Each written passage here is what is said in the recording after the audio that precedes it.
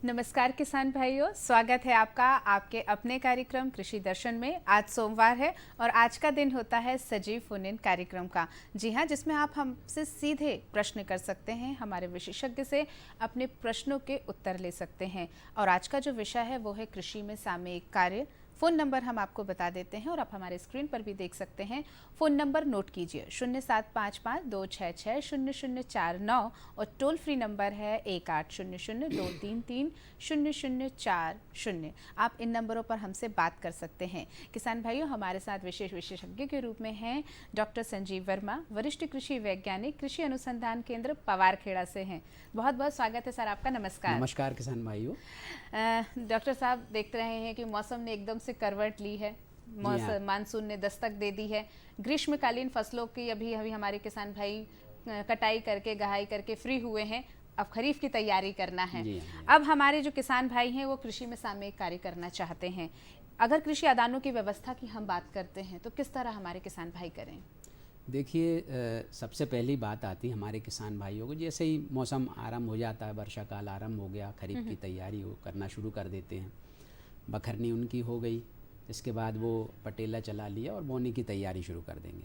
परंतु आमतौर पे इस भाग दौड़ में वो कृषि आदान खरीदते समय सावधानी नहीं रखते हैं और ऐसा नहीं करने पर सही आदान उनको प्राप्त नहीं होते हैं और आने वाली जो उनकी सीजन है, जो फसल अवधि है या फसलें हैं, उनमें नुकसान उठाना पड़ता है। बिल्कुल बिल्कुल। देखिए, 3 तरह के आदान हमारे किसान भाइयों को यहाँ पे आवश्यकता होती है, जिसमें सबसे पहला है बीज, दूसरा है फर्टिलाइजर या खादें, तीसरा है दवाइयाँ, कीटनाशक और खरपतवार नाशक। जी बिल्कुल। 3 तरह के आदान हमारे किसान भाइयों को खरीदने होते हैं। बीज खरीदते समय उनको ध्यान रखना है कि ऐसी सोसाइटियों से ही बीज खरीदें और उसमें देख लें कि जो टैग हैं वो फाउंडेशन है, सर्टिफाइड है, ब्रीडर है, कौन सी किस्म का बीज है उसका विशेष ध्यान रखें। उसमें टैग प्रॉपर लगा है कि नहीं। बिल्कुल बिल्कुल। और उसकी जो डेट ऑफ एक्सपायरी वगैरह चेक कर लें। जो भी बीज उन्होंने खरीदे हैं उसकी डेट ऑफ एक्सपायरी तो नहीं है, पहली बात। दूसरी बात है कि बीज अंकुरन, अब चूंकि उन्होंने बीज खरीदना है और अंकुरन प्रतिशत देखा नहीं, खास करके ये समस्या सोयाबीन में जाती है। तुअर की फसल और सोयाबीन में बहुत ज़्यादा जाती है, हमारी प्रमुख फसल है खरीफ की। तो उनको सबसे पहले चाहिए कि बीज का अंकुरन परीक्षण कर लें। जिस भी दुकान से वो लेने वाले हैं उनसे 100 बीज ले करके उनका अंकुरन परीक्षण कर लें। यदि 60%, 65% के ऊपर जर्मिनेशन आता है, 70% तक, तो वो उस बीज को ले सकते हैं। बिल्कुल।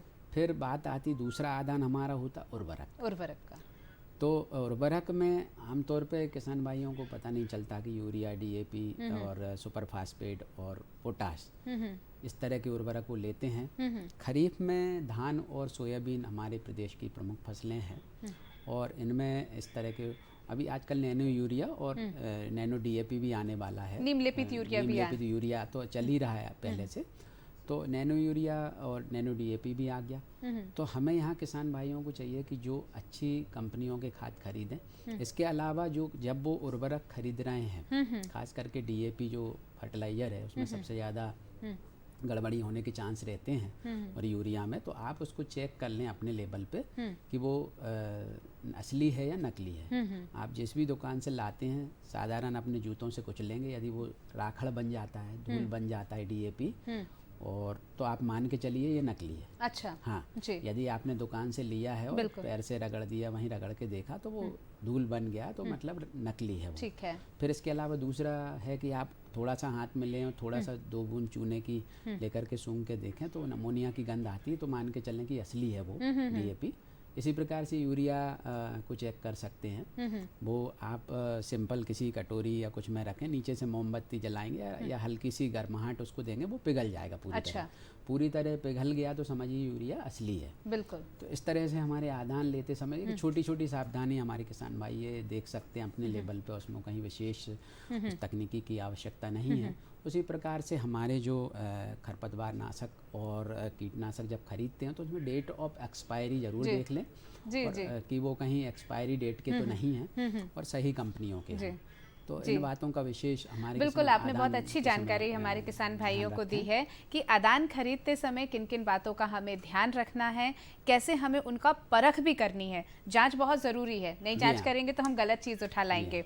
जी, अगर हम खरीफ की फसलों की जानकारी की बात करें, उन्नत किस्मों की बात करें, तो सोयाबीन बहुत महत्वपूर्ण फसल है। इसके बारे में हमारे किसान भाइयों को जानकारी दीजिए। देखिए, सोयाबीन हमारे प्रदेश की प्रमुख फसल है और ख़ास करके जो हमारे सोया प्रदेश कहा जाता है, मध्य प्रदेश जो है, तो हमारे किसान भाई को चाहिए यहाँ जो कुछ उन्नत किस्में मैं बता रहा हूँ। जवाहर सोयाबीन 20-116 बिल्कुल नई उन्नत किस्म है, बहुत अच्छी किस्म है। इसकी हाइट 60 सेंटीमीटर के ऊपर आती है और ये अधिक वर्षा सहनशील किस्म भी है। साथ ही राइजोक्टोनिया रूट रोट नामक बीमारी से भी सहनशील किस्म है। इसके अलावा 2069 जवाहर 2069 बहुत अच्छी किस्म है, इसको भी हमारे किसान भाई ले सकते हैं और ये इसकी अवधि लगभग 90 दिन 95 दिन की है और जो 20-116 इसकी अवधि लगभग 100 दिन की है, 100-102 दिन की अवधि है। इसके अलावा RBS 2001-4 जो हमारे राजमाता विजयराजे सिंधिया की किस्म है और RBS 2018 एक नई उन्नत किस्म है, सीहोर कृषि महाविद्यालय से ये निकली हुई किस्म है। इन किस्मों को हमारे किसान भाई सोयाबीन की जो किस्में मैंने बताई हैं वो जहाँ भी उपलब्ध मैंने बताया जो सही सोर्स हो, सही बीज समिति हो या प्रमाणित प्रतिष्ठान से लेना चाहिए उनको, ताकि सही किस्म उनको मिल सके। धान की अगर हम बात करें तो जो किस्में हैं उसमें हमारी पूसा सुगंधा 4 है, पूसा 11-21 है, MTU 10-10 है, पूसा सुगंधा 5 है जी। ये पूसा सुगंधा 5 और बहुत अच्छी किस्म है ये और इसमें ये डायरेक्ट सीडेड राइस के लिए बहुत रिकमेंडेड किस्म है जी। और पूसा 1509 भी एक किस्म है, ये भी डायरेक्ट सीडेड राइस के लिए बहुत अच्छी किस्म है। तो इन किस्मों को हमारे किसान भाई ले सकते हैं।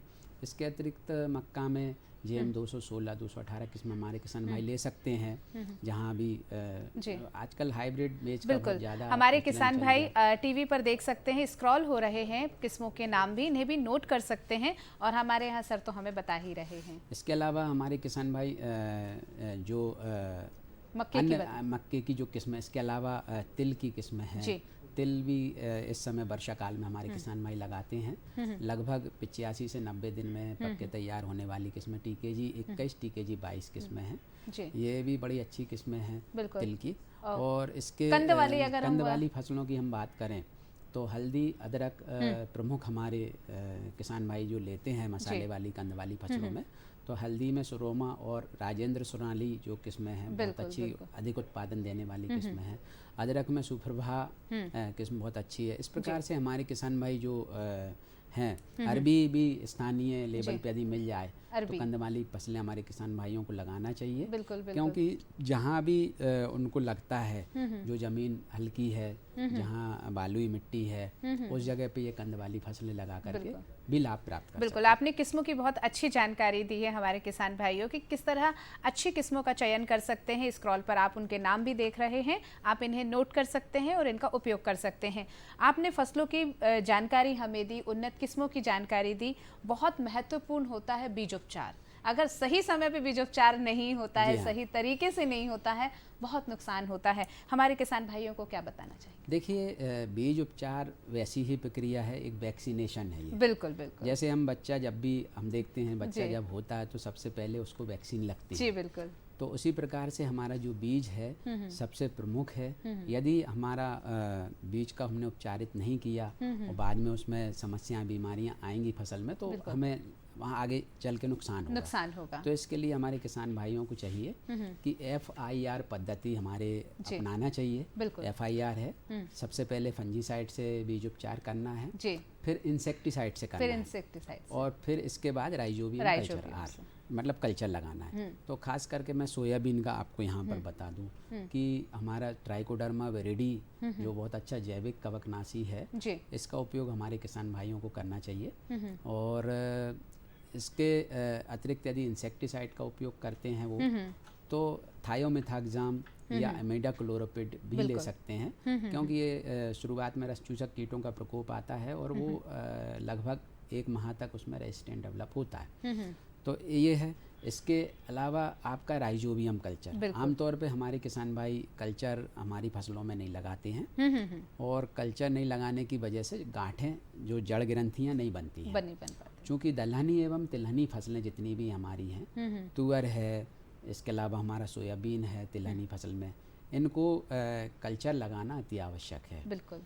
तो हमें राइजोबियम कल्चर लगभग 8 से 10 ml प्रति किलोग्राम बीज मात्रा के हिसाब से उपचारित करना चाहिए। मैंने FIR बताया, तो सबसे पहले आपको फंजीसाइड से उपचारित करना है। बिल्कुल। जो भी फंजीसाइड आपको मिल रहा है, चाहे वो रासायनिक हो या जैविक हो। जी। फिर इंसेक्टिसाइड से उपचारित करना है और तीसरे नंबर पे आपको कल्चर लगाना। जी बिल्कुल। कल्चर तीसरे नंबर पे इसलिए लगाना, किसान भाइयों को बता दूं कि ये एक तरह का राइजोबियम बैक्टीरिया है, जीव है। यदि आप कल्चर पहले लगा देंगे, उसके ऊपर कीटनाशक लगाएंगे, तो ये आपका बैक्टीरिया नष्ट हो जाएगा। बिल्कुल, हमारे किसान भाई इस बात का ध्यान रखें कि सर ये चीज़ बता रहे हैं कि एक विधि है कि जैसे हमें प्रक्रिया दर प्रक्रिया करना है। पहले हमें फंजीसाइड फंगीसाइड्स लगाना है, दूसरा फिर आपको इंसेक्टिसाइड लगाना है और फिर राइजोबियम कल्चर करना है। यहाँ एक चीज़ और मैं आपको बता दूं, जो भूमिजन्य कीट आते हैं हमारा, वाइट ग्रब वगैरह आते हैं, तो मेटाराइजियम, हमारे जवाहर मेटाराइजियम है, बहुत अच्छा है ये भूमिजन्य कीटों के लिए। और इसको उपचारित करने की विधि मैं यहाँ थोड़ा सा किसान भाइयों को बताना चाहूँगा। बिल्कुल। मेटाराइजियम को यदि उनके पास पकी हुई गोबर की खाद है जी, और वो कंद वाली फसलें या मूंगफली आदि फसलें लगाने जा रहे हैं वाइट ग्रब का, जिनमें ज़्यादा प्रकोप होता है, तो वो 1 क्विंटल पकी हुई खाद में लगभग 800 ml मेटाराइजियम, 700 से 800 ml मेटाराइजियम को अच्छे से मिला लें और उसको छायादार जगह पे काली पॉलीथीन से ढक के रख दें। ठीक है। लगभग 1 सप्ताह के लिए। और जब वो पूरे पे हो जाएगा, आपका ग्रो हो जाएगा, उसके बाद आप इसको ज़मीन में जहाँ पे आप लगाने वाले हैं, यदि आपने मेड़े बनाई हैं तो मेड़ों में उसको खाद को डाल दें। बिल्कुल। और उस तरह से उसको कर सकते हैं। बिल्कुल। इसके अतिरिक्त डॉक्टर सर, हम आपसे आगे भी चर्चा जारी रखेंगे, लेकिन कार्यक्रम में एक वक्त है ब्रेक का, अभी उपस्थित हुए। मुझे क्या सुनाना चाहते हो? जो सुनाओ मेरी सौतन को। किसको? अरे वही तुम्हारा मोबाइल फोन जिससे सुबह शाम दिन रात चिपके रहते थे और कहते थे किसान कॉल सेंटर से बातें हो रही हैं। अच्छा, ये बात है। हाँ, क्यों? क्या हुआ?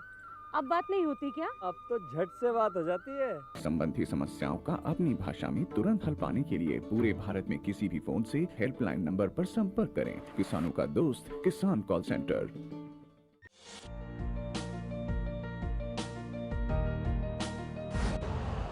यूरिया का स्वदेशी उत्पादन 70 लाख टन बढ़ाने के लिए 6 उर्वरक संयंत्रों का उद्धार किया जा रहा है।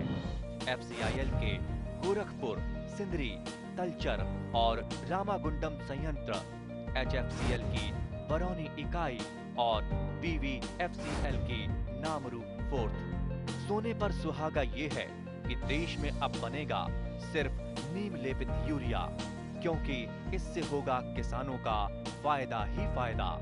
अनाज का उत्पादन 10% तक बढ़ेगा। बढ़ेगी 10 से 15% नाइट्रोजन क्षमता।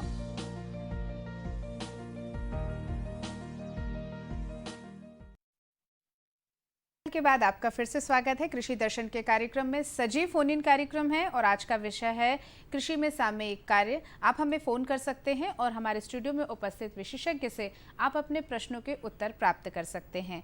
सर, हम बात कर रहे थे बीजोपचार की। जी हाँ। हमने सोयाबीन की बात करी। हाँ। हम धान की बात करना चाहेंगे। धान बहुत महत्वपूर्ण फसल है। किस तरह हमारे किसान भाई धान में बीजोपचार करें? देखिए, धान हमारे प्रदेश की काफ़ी क्षेत्राच्छादन इसका तेजी से बढ़ा है। धान में बीजोपचार की पद्धति वही FIR रहेगी। सबसे पहले हमें फंजीसाइड लगाना है। बिल्कुल। फिर इंसेक्टिसाइड लगाना है। इंसेक्टिसाइड में यहाँ मैं बताना चाहूँगा कि जो किसान भाई सीधी बुआई करते हैं धान में, तो उसमें उनको क्लोरोपाइरीफास नामक इंसेक्टिसाइड यहाँ पे लगाना है धान में, दीमक और अन्य चीज़ों से बचाने के लिए।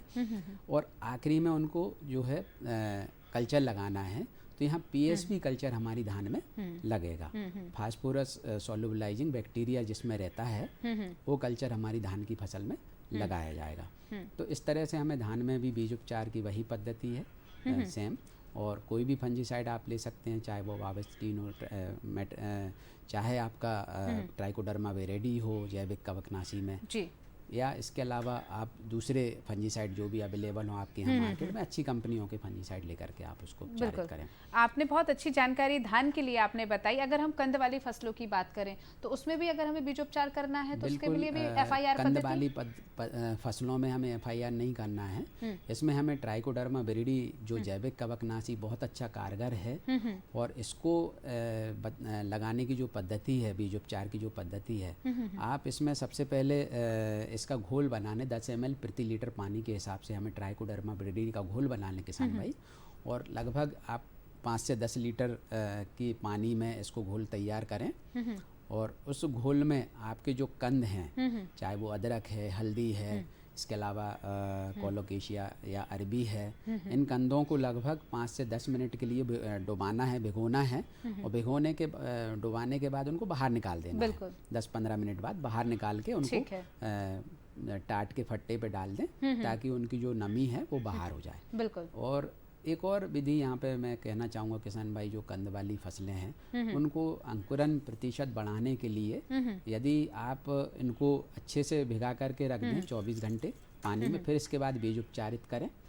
फिर लगभग 3-4 दिन बाद जब उनमें अंकुर फूटने लगें तब उसके बाद यदि कंदों को लगाएंगे तो चूंकि वो पंजे होते हैं, जैसे हल्दी है तो उसमें 4 से 5 पंजे होंगे, मदर राइजोम होगा, फिंगर होंगे, तो उन एक फिंगर को तोड़ के आप जहाँ फुटान आ रहे हैं, अंकुर आ रहे हैं, उन सीड्स को आपको बुआई करनी है। हम देख सकते हैं डॉक्टर साहब की कितनी बढ़िया हल्दी की फसल है, तो हम कह सकते हैं कि कंद का सही होना चाहिए। यदि ये बीज उपचार का नतीजा है। 2 से 3 आंखें होना आवश्यक है प्रत्येक कंद में, ताकि 2 से 3 अंकुर आएंगे आपके एक कंद में, तो आपकी जो पौध संख्या है वो ज्यादा बढ़ेगी, तो उत्पादन आपका बढ़ेगा, बहुत अच्छा रहेगा। संख्या कम बिल्कुल नहीं सर ने रहेगी। ये और बात आप बहुत पौध अच्छी संख्या तरीके के से लिए बताई है हमारे किसान भाइयों को कि कंद में आंखें आना चाहिए, ताकि उनकी कोपले बहुत अच्छी निकलें, ताकि वो बहुत अच्छे तरीके से और वो हो सके। जैसे हमारे किसान भाई देख सकते हैं कि अगर कंद में आंखें अच्छी आती हैं तो बहुत अच्छी तरीके तो से अधिक से अधिक बिल्कुल बहुत शानदार तरीके से आता है। अब हम बात करना चाहेंगे कि वर्षा काल के पूर्व नर्सरी की तैयारी भी बहुत ज़रूरी होती है हमारे किसान भाइयों के लिए।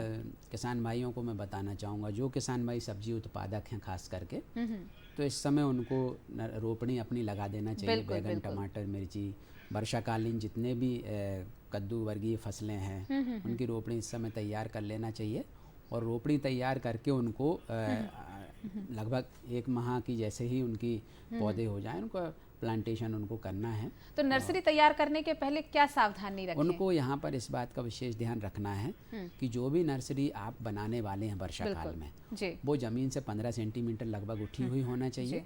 वर्षा काल में इस बात का विशेष ध्यान रखें। उसमें लगभग 2/3 खाद, पकी हुई देसी खाद डाल लें, हल्की सैंड भी डाल लें, उसमें 1 तगाड़ी सैंड 10x3 की यदि उनकी रोपणी है तो 1 तगाड़ी लगभग 15 से 20 किलो सैंड उसमें डाल लें, ताकि उसमें पानी का रिसाव अच्छा हो सके, पानी भराव ना हो। इसके उपरांत गुड़ाई अच्छे से करके और कतारों में बीज की बुवाई करें, ताकि निदाई कार्य आसानी से हो सकेगा। तो इस बात का विशेष ध्यान। ये हमारे किसान भाई देख सकते हैं कि प्राकृतिक खेती के ये दृश्य हैं जो आप देख रहे हैं। तो प्राकृतिक खेती अगर हमारे किसान भाइयों को करना है तो भी अच्छी नर्सरी तैयार करके ही वो करें। बिल्कुल, यदि हमारे किसान भाई प्राकृतिक खेती अपना रहे हैं तो बहुत अच्छी बात है, क्योंकि गोधन से जुड़ी हुई चीज़ है, उसमें सभी गोधन पंचगव्य बिल्कुल हमारे किसान भाई देख सकते हैं। इसके अलावा पंचगव्य आदि जो हमारे गौमूत्र, पंचगव्य जो गाय से उत्पादित जितने भी तत्व हैं उनका उपयोग प्राकृतिक खेती में किया जाता है। हमारे किसान भाई उनको कर सकते हैं, जिसमें लागत भी कम आएगी उनको और अच्छा उत्पादन भी मिलेगा। बिल्कुल, आपने बहुत अच्छी जानकारी हमारे किसान भाइयों को रोपड़ी के विषय में बताई है। अगर हमारे जो स्थापित बगीचे हैं जिन किसान भाइयों के पास में, उनके लिए आप क्या कृषि के सामयिक सलाह देना चाहते हैं? देखिए, यहाँ पर जो आप कहना चाहूँगा किसान भाइयों को, जो पूर्व से स्थापित बगीचे हैं, तो इस समय आम के फलन चल रहा है, आम में फलन है, फलन लगभग समाप्ति पर भी आ रहा है, कहीं कहीं किसी किस्मों में, कोई किस्मों में फलन आ रहा है। तो हमें पुराने बगीचों में निदाई गुड़ाई कार्य कर लेने चाहिए, इंटरकल्चर ऑपरेशन जिसको हम बोलते हैं वो कर लें हमारे किसान भाई। इसके बाद बोर्डो पेस्टिंग आवश्यक है। साथ ही साथ यहाँ पर आप जो देख रहे हैं जो हमारे अमरूद है, नींबू है, इनमें गूटी द्वारा पौधे भी हमारे किसान भाई तैयार कर सकते हैं। इस तरह से गूटी बना करके हमारे किसान भाई पौधे तैयार करें तो उससे उनको अतिरिक्त आमदनी भी होगी। और हमारे जो किसान भाई हैं जो अभी बिल्कुल नया सोच रहे हैं कि अब हमें नया बगीचा लगाएं, स्थापित तो कैसे करें? तो उनको अपने बराबर दूरी पे जो भी चीज़ का बगीचा लगाने, आम, अमरूद या नींबू, संतरा, जिसका भी बगीचा लगाने वाले हैं वो, तो उसकी प्रॉपर स्पेसिंग मेंटेन करते हुए और उनको सबसे पहले गड्ढे खोद लेना चाहिए। गड्ढे खोद के उनमें प्रत्येक गड्ढे में लगभग 15 से 20 किलो पकी हुई देसी खाद डाल लेना चाहिए। उसको लेआउट प्रॉपर कर लें ताकि कतारों की दूरी पर्याप्त मात्रा में जी बिल्कुल। या अंतर्वर्ती फसल लेना चाहते हैं तब फिर उनको जो कतारों की दूरी में परिवर्तन करना पड़ेगा। और यदि वो हाई डेंसिटी मतलब अति सघन उद्यानिकी अपनाना चाहते हैं तो 2.5 बाई जो अमरूद है 2 बाई 2 मीटर से लेके 3 बाई 3 मीटर तक हमारे किसान भाई लगाते हैं, 2.5 बाई 2.5 मीटर पे लगाते हैं। नींबू, संतरा और इनके बगीचे भी 3 बाई 3, 2.5 बाई 2.5 मीटर पे हमारे किसान भाई, अति सघन उद्यानिकी कहलाता है। आजकल चूँकि प्लांट पॉपुलेशन पे ज़्यादा ध्यान देना आरंभ कर दिया है तो 2.5 बाई 2.5, 3 बाई 3 की कतार मीटर की दूरी कतारों की एवं पौधों से पौधों की रखें। तो इसमें अंतर्वर्ती फसल किसान भाई ना लें, इस बात का विशेष ध्यान रखें। अंतर्वर्ती फसलों के साथ हमारे किसान भाई नए बगीचे लगा सकते हैं। धान की अंतर्वर्ती फसल यदि वो लेते हैं तो कतारों की दूरी उनको 5 बाई 5 मीटर रखना पड़ेगी। तो ये पद्धति दूरी का ध्यान रखें। पद्धति की बात हो रही है सर, तो धान की फसल में DSR पद्धति बहुत अच्छी पद्धति है, इसके बारे में हमारे किसान भाइयों को बताएं। देखिए बिल्कुल उन्नत पद्धति हमारे हिसार से निकली हुई, हरियाणा से जी। तो डायरेक्ट सीडेड राइस, इसमें हमारे किसान भाइयों को 2 या 3 बातों का विशेष ध्यान रखना है। सबसे पहला होता है कि यदि वो सीधी बुवाई करना चाहें, अपने खेतों में वो धान की सीधी बुवाई करना चाहते हैं तो ड्राई सोइंग को इस पद्धति में ड्राई सोइंग पद्धति भी कर सकते हैं। इसके अलावा सीध बीज को अंकुरित करके भी बुवाई कर सकते हैं। अच्छा। यदि उनके पास प्लांटर है, पैडी प्लांटर है, तो वो बीजों को अंकुरित कर लें, पहले बीजों को भिगो लें, बीज उपचारित कर लें। उपचारित करने के बाद 3 से 4 दिन में अंकुरन आ जाएगा। अंकुरन के उपरांत आप उन बीजों को आपका जो सीड प्लांटर से बुवाई करनी है। बिल्कुल, तो बुवाई 9 इंची से 10 इंची के बीच में कतारों में करना है। और अपनी जो परंपरागत सीड ड्रिल से यदि बुवाई करते हैं किसान भाई तो 9 से 9 देख सकते हैं हमारे किसान भाई इस तरह से बुवाई होते हैं, तो तकनीकी बुवाई कर सकते हैं। ये आपका एक पैडी प्लांटर है, प्लांट मार्कर के साथ है ये।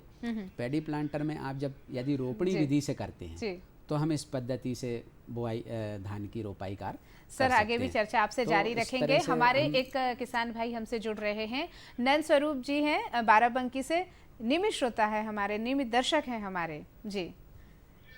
नमस्ते नमस्कार दादा, मैं नंद स्वरूप बाराबंकी से। मैं जानना ये चाहता हूँ जी, बिल्कुल आपका इंतजार कर रहे थे नंद स्वरूप जी। जिन खेतों में पिछली बार मैंने धान लिया है, इस बार अगर हमें फसल चक्र अपनाना चाहते तो हमें क्या बोलना चाहिए जिससे हमारी मिट्टी की सेहत न बिगड़ने पाए, अच्छी पैदावार हमें मिल सके जी। अच्छा, तो बारिश में तो आपको चूंकि धान वाला क्षेत्र है तो धान ही लेना पड़ेगी जी। परंतु बारिश के उपरांत यदि आपको फसल चक्र अपनाना है तो उनमें कोई भी दलहनी फसल, मसूर है, चना है, लगा सकते हैं। और अभी वो लगाना चाहते हैं तो उस जगह पे तुअर लगा सकते हैं। जैसे पिछली बार उनको लग रहा है कि धान की हमने फसल ली थी तो तुअर भी लगा सकते हैं उन जगहों पे। तो फसल चक्र का भी एक अपना महत्व है। उनको ये रहेगा कि वहाँ पर जो उनकी सॉइल हार्ड हो रही होगी अधिक फर्टिलाइजर और उसकी वजह से, तो उनको फसल चक्र अपनाना जरूरी है। दलहनी फसल करने से जो उनका राइजोबियम बैक्टीरिया की संख्या वहाँ पर बढ़ती है हमारा, और साथ ही साथ मृदा का स्वास्थ्य अच्छा हो जाएगा। एक और चीज़ मैं यहाँ उनको कहना चाहूँगा कि आमतौर पे क्या होता है कि हमारे किसान भाई फसल कटाई उपरांत फसल अवशेषों को आग लगा देते हैं। बिल्कुल। तो रेजिड्यू नहीं होने की वजह, फसल अवशेष नहीं होने की वजह से मिट्टी की जो उर्वरता है वो कम होती जाती है, ऑर्गेनिक कार्बन की मात्रा घटती जाती है। और इस वजह से ऑर्गेनिक कार्बन बढ़ाएं। यदि आपने धान लगाई है तो आग नहीं लगाएं, उसके जो रेजिड्यू हैं उसको वहीं मिट्टी में मिला दें जी। तो उसमें जल धारण क्षमता भी बढ़ेगी और आपका मिट्टी की सुधार होगा जी। हम बात कर रहे थे सर धान की फसल की DSR पद्धति के बारे में। तो मैं यहाँ किसान भाइयों को DSR पद्धति क्या है, ये सीधी बुवाई पद्धति है धान की। इसमें आपको 2-3 बातों का विशेष ध्यान रखना पड़ेगा। पहला, यदि आपके पास प्लांटर है, पैडी प्लांटर है बुवाई के लिए, तो आप अंकुरित करके बुवाई कर सकते हैं। और परंपरागत सीड ड्रिल से बुवाई करना चाहें तो आप जो है DSR पद्धति में, डायरेक्ट सीडेड राइस में आप सीधी बुवाई कर सकते हैं। खेतों को रोटावेटर से तैयार कर लें। तैयार करने के उपरांत आप 9 इंच पे 22.5 सेंटीमीटर पे आपको बुवाई करना है। और इसको बुवाई के उपरांत आपको सिंचाई देना है ताकि अंकुरन प्रॉपर आ जाए। बिल्कुल। और हो सके तो स्प्रिंकलर से दें तो अंकुरन अच्छा आ जाएगा। सिंचाई के उपरांत लगभग 25 दिन के पहले आपको इस पे बिस्पायरवेक सोडियम जो बीडीसाइड है इसका छिड़काव करना पड़ेगा 25 दिन के भीतर, 13 से 25 दिन के भीतर बीडीसाइड का। क्योंकि सीधी बुवाई पद्धति में हमारे किसान भाइयों को खरपतवार की ज़्यादा समस्या जाती है। बिल्कुल। उससे बचाव के लिए 13 से 25 दिन पे हमको बिस्पायरवेक सोडियम कई नामों से आता है, उसका छिड़काव हमारे 80 ml किसान भाई प्रति एकड़ के हिसाब से कर सकते हैं। बिल्कुल। उसका छिड़काव करें। हाँ। इसके एक चीज़ और कहना चाहूँगा, क्योंकि हमने 9 इंची पे इसमें बुवाई करी हुई है, तो इसमें कोनो वीडर धान नींदक यंत्र आता है, कोनो वीडर बोलते हैं जिसको हम। कोनो वीडर से आप लगभग 2 बार इसमें कुल्फा अवश्य चलाएं। कुल्फा अवश्य चलाएं जी। अवश्य चलाएं। या तो पानी भरा, कोनो वीडर पानी भर के चलता है, पानी भरी अवस्था में चलता है। जब बारिश हो रही हो, आपके खेतों में हल्का सा पानी, 1 इंची 1.5 इंची पानी हो, उस समय कोनो वीडर चलाएं तो 2 फायदे होंगे। यहाँ खरपतवार भी नष्ट होंगे और जो धान आपने जो अंकुरित हुई है उसमें कूचे या किल्ले की संख्या बढ़ेगी, काफ़ी तादाद में बढ़ेगी। तो ये इसकी प्रमुख चीज़ें हैं हमारी DSR पद्धति की। चूँकि किसान भाइयों पे मैकेनाइजेशन बढ़ रहा हमारी खेती में, मशीनों का उपयोग से बहुत ज़्यादा उन्हें सरलता हो रही है, श्रम बच रहा है जी। इसलिए नई पद्धति आई हुई है जी। इसका लाभ हमारे किसान भाई इस तरह बिल्कुल। से ले आपने सकते बहुत अच्छी जानकारी धान की पद्धति के लिए DSR पद्धति बताई है कि इसमें आप जो दूरी है पौधों की वो अच्छी रखें और इसमें आप मशीनों का उपयोग करें। 2 बार मशीन चलाना उनको, 2 बार कम से कम कोनो वीडर चलाना है। इसमें क्या कम पानी लगता है? इसमें देखिए, यहाँ पे किसान भाइयों को धान और गेहूँ लगभग बहन भाई की तरह हैं जी। तो यहाँ उनको जैसी सिंचाई गेहूं में देते हैं, अच्छा, वैसी ही सिंचाई। मान लो बारिश नहीं होती, वैसे तो बारिश की फसल है धान, बारिश होती है। हाँ। बारिश नहीं होती है तो आपको हल्की सिंचाई, जैसे गेहूं में सिंचाई करते हैं उस तरह से आपको सिंचाई करना है। उसकी लाइफ सेविंग इरिगेशन बोलते हैं उसको हम, मतलब कम पानी लगता है इसमें जी। आपने बात बहुत अच्छी बताई है ये वाली। और बुवाई के बाद अगर हम समुचित जल निकास व्यवस्था ना करें तो बहुत मुश्किल होती है। अच्छा प्रश्न है आपका। चूँकि खरीफ की फसलों में क्या होता है, हमारे शुरुआती बुवाई में जो हमारे किसान भाई आमतौर पे बहुत चूक जाते हैं। सोयाबीन में और तुअर में, जो हमारी दलहनी तिलहनी फसलों में बहुत समस्या आती है। जैसे ही उन्होंने बुवाई करी हो, तेज़ बारिशें और शुरुआत में होती हैं, तेज़ बारिशों से पानी हमारे खेतों में भर जाता है। बिल्कुल। इसलिए हमारे किसान भाइयों को चाहिए कि हर 8 से 10 मीटर की दूरी पे जल निकास की नालियां बनाई प्रॉपर, इस तरह से जैसा कि आप चित्र में बिल्कुल हमारे किसान भाई देख सकते हैं, नालियां बनाएं ताकि पानी और उसको मुख्य चैनल से जोड़ दें। अच्छा। ताकि प्रॉपर जल निकास हमारे किसान भाइयों के खेतों से हो सके, ताकि अंकुरन अच्छा आ जाए। तो इस बात का हमारे किसान भाइयों को यहाँ पे ध्यान रखना है। पर्याप्त मात्रा में जैसे ही बुवाई करते हैं तो अपने खेतों में हर डिचर से हर 10 मीटर पे जल निकास की नालियां अवश्य बनाएं। बिल्कुल बनाएंगे। सोयाबीन में विशेष ध्यान रखने की आवश्यकता है। सोयाबीन में विशेष ध्यान रखें कि जल निकासी सही तरीके से होना चाहिए। अगर हम बात करते हैं रिजवर्म की, तो किस तरह से हमारे कर सकते हैं? रेस बेड और रेस फरो 2 तकनीकी हैं हमारे यहाँ पर, मैं किसान भाइयों को बताना चाहूँगा। ये खास करके खरीफ की फसलों के लिए सबसे उपयुक्त हैं। अभी आप सोयाबीन लगाने वाले हैं तो डिबलिंग के द्वारा आप सोयाबीन, आप पहले, अभी बारिश हुई है, हल्की बारिश शुरू हुई है, आप पहले रिज अपने खेतों में बना लें। हमारे किसान भाइयों को आपने अच्छी जानकारी दी, इसके लिए बहुत बहुत धन्यवाद। और फिर मिलेंगे, तब तक के लिए दीजिए अनुमति। नमस्कार। नमस्कार किसान भाई।